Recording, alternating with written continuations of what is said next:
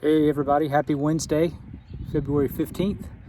It's David here, just checking in with you guys, giving you an update video.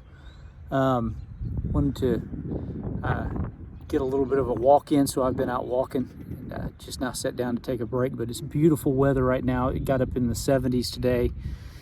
Another reason why I keep my flip-flops and flannel in the same drawer, because you just never know when you live in Middle Tennessee.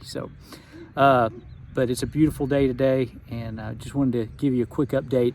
I'm doing much better. This last round of treatment was pretty harsh, but getting back to normal and feeling much better today.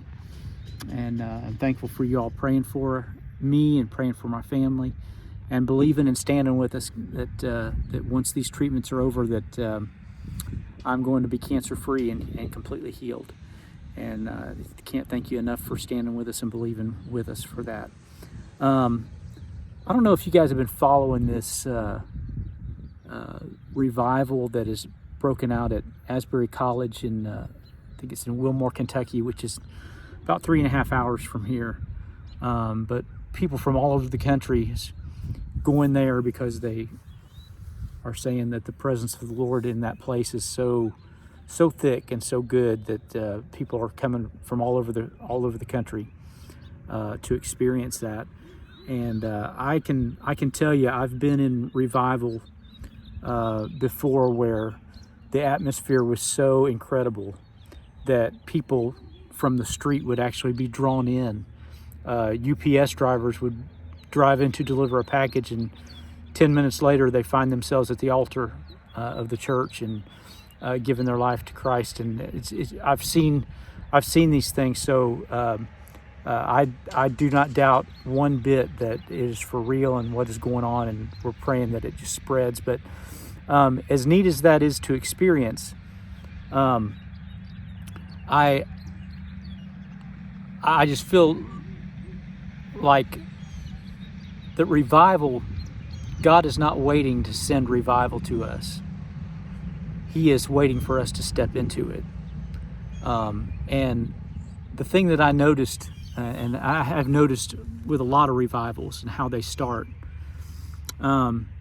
is they said that it started as just a normal chapel service last week, and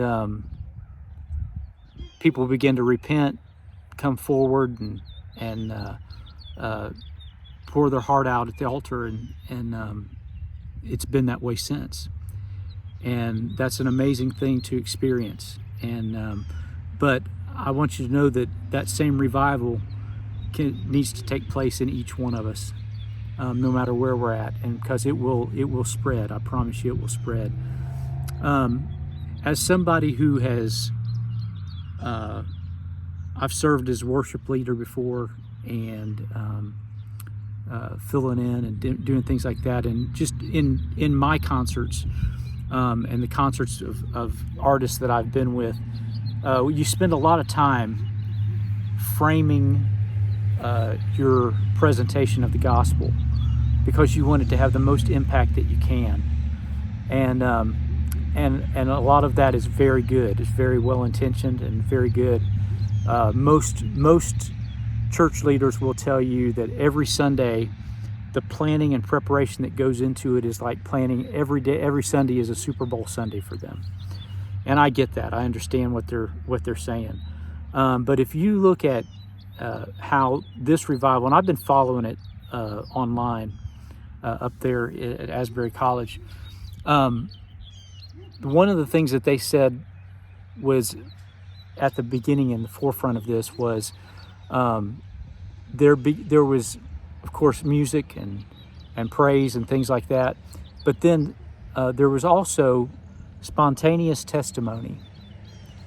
And I'll never forget, I heard a sermon by Robbie Galati over at Long Hollow, and he was talking about the difference between people like us in the Western world, how we view life, versus people in the Middle East, in and around Israel.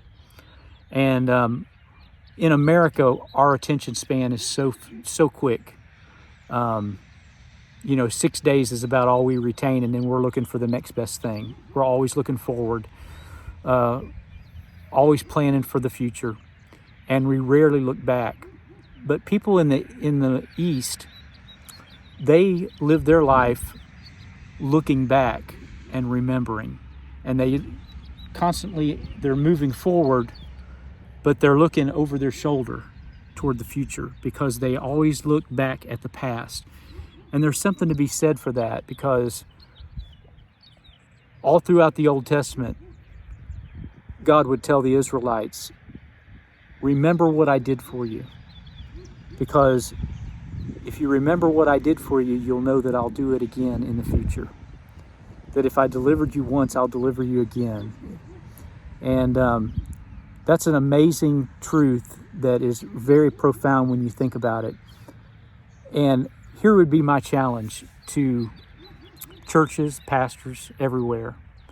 When you're framing your worship service, maybe even, who knows, bring back Sunday night service. But allow your congregation to speak freely and give testimony, because our kids need to see and hear about those accounts in our lives when it had to be God. And nothing will spark revival like that. And I'm not saying there's a formula to having revival, but I will say this: when there is a common thread that you see happening, man, join in to what's going on, because our generation, I say our generation, my kids' generation, they need to hear about those times when God stepped in and did the impossible, and they need to know that, just like in the Old Testament.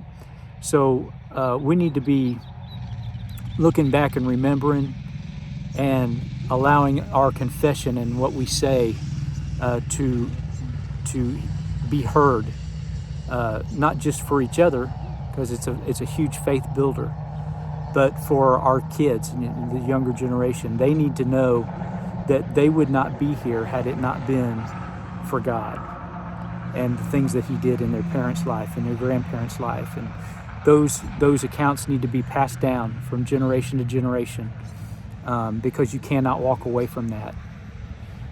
Guys, thank you. I'd encourage you to follow that revival at Asbury College, Wilmar, Kentucky.